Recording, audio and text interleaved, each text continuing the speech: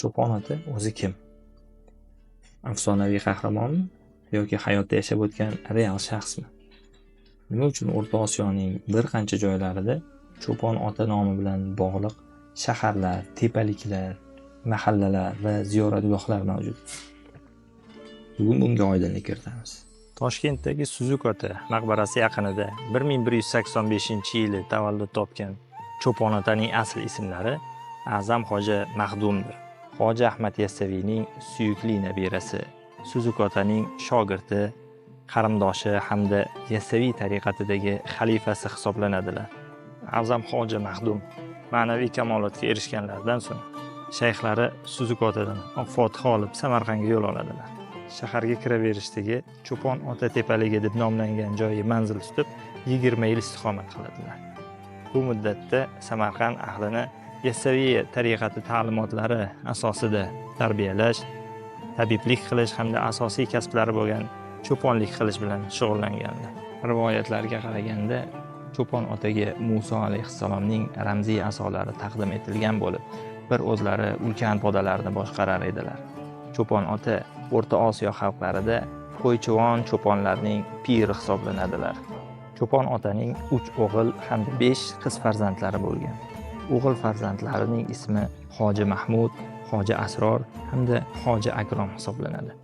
Suhravardiya tariqatining pir murshidi Shayx Zayniddin bobo o'zlarini xalifalari Shayx Nuriddin Basirga oq fotiha berib, ularni Samarqandga yo'llaganlarida Shayx Nuriddin Basir Samarqandga kiraverishda Cho'pon ota bilan uchrashadilar.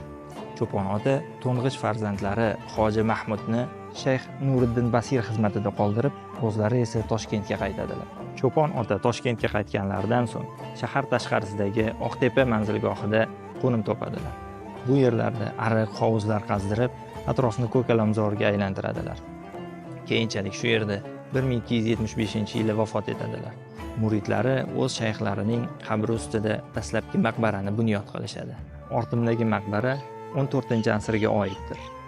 Bu maqbaraning qurilishi bo'yicha 2 xil rivoyat saqlanib qolgan. Birinchisiga ko'ra, Mirzo Ulug'bekning tushiga Cho'pon ota kiradi hamda qabri qarovsiz qolib ketayotganligidan shikoyat qiladi.